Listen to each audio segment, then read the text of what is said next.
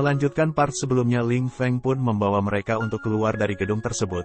Lalu Ling Yu bertanya bagaimana kakaknya itu bisa menemukan dirinya. Ternyata Ling Feng tanpa sengaja mendengarkan seorang pria yang sedang berbicara di telepon membicarakan mengenai penangkapan Ling Yu.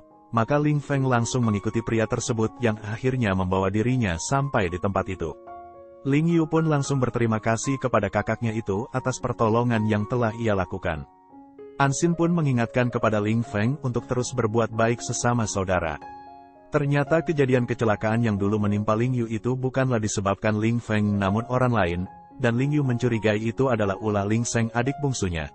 Karena banyak hal di perusahaan yang sudah tidak aman lagi, serta terjadinya konflik antara perusahaan Yue dan perusahaan grup Gu. Lalu ketika Ling Yu menandatangani surat yang dibawa oleh pria jahat itu, ada cap tanda tangan ayah mereka. Cap tersebut disimpan di brankas keluarga dan hanya Ling Sheng yang bisa membukanya.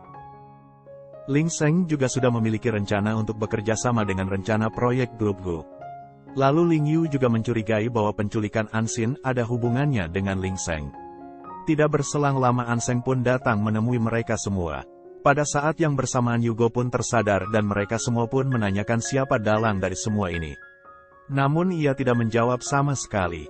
Pada saat Anseng menyebutkan nama ibunya yang ada hubungan dengan apa yang terjadi saat ini, Yugo langsung mengingat kebaikan yang sudah ibu Anseng berikan kepadanya. Tapi ia tetap tidak menjawab apa-apa. Kemudian Anseng mengatakan bahwa ia sudah curiga kepada ibunya saat memeriksa buku besarnya bahwa ada transferan dana yang cukup besar kepada seseorang bernama Yugo. Anseng juga mengatakan bahwa ibunya telah mengatur mengenai rencana pernikahan Xin Er dengan Ling Sheng. Kemudian Ling Yu meminta kepada Anseng dan Ling Feng untuk menyebarkan berita bahwa mereka sudah mati sambil mengulur waktu untuk mengumpulkan bukti kejahatan Ling Sheng.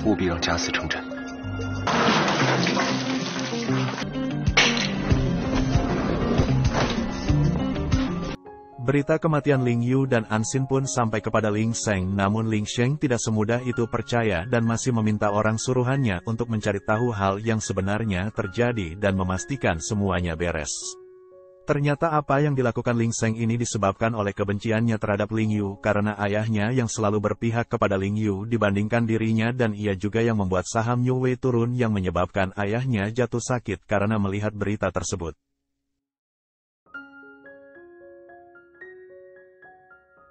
Pada scene yang berbeda, Ling Yu dan Ansin tinggal sementara di rumah teman lama Ansin yang bernama Wu sampai keadaan memungkinkan mereka muncul kembali.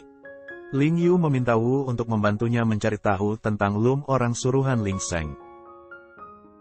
Di sisi lain, Anseng mencoba untuk membuat ibunya itu sadar akan kesalahan yang telah ia lakukan dan berhenti melakukan semua ini sebelum terlambat. Namun ibunya tetap tidak merasa bahwa yang ia lakukan itu salah. Sin pun berpindah. Di perusahaan Ling Sheng mengatakan bahwa ia akan menjadi pemimpin perusahaan selanjutnya karena Ling Yu sudah menandatangani semua hak untuk dirinya. Dan Ling Feng tetap bersikap seolah-olah ia tidak mengetahui kejadian yang sebenarnya.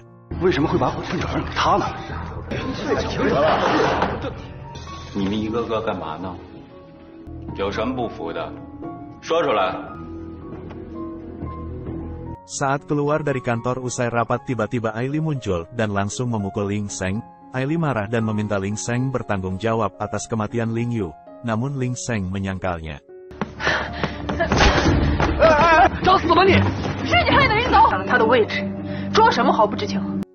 Di sisi lain, Ling Sheng menemui Xin Er dan mengatakan kepada Xin Er mau menikah dengannya. Tanpa ragu-ragu lagi, Xin Er pun menerima ajakan tersebut.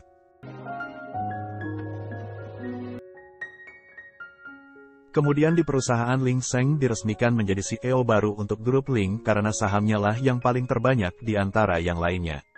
Ling Feng pun mengucapkan selamat kepada adik bungsunya itu dan tidak menyangka bahwa adik kandungnya bisa lebih jahat dibandingkan adik keduanya yang hanya orang lain di keluarga mereka.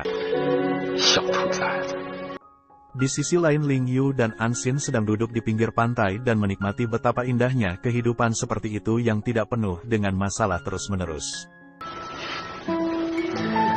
Sepulangnya dari pantai, mereka pun mampir ke pusat perbelanjaan yang ternyata itu adalah milik saudara Ling Yu, dan mereka pun bersenang-senang di situ dengan memasak makanan bersama lalu menikmati makanan tersebut.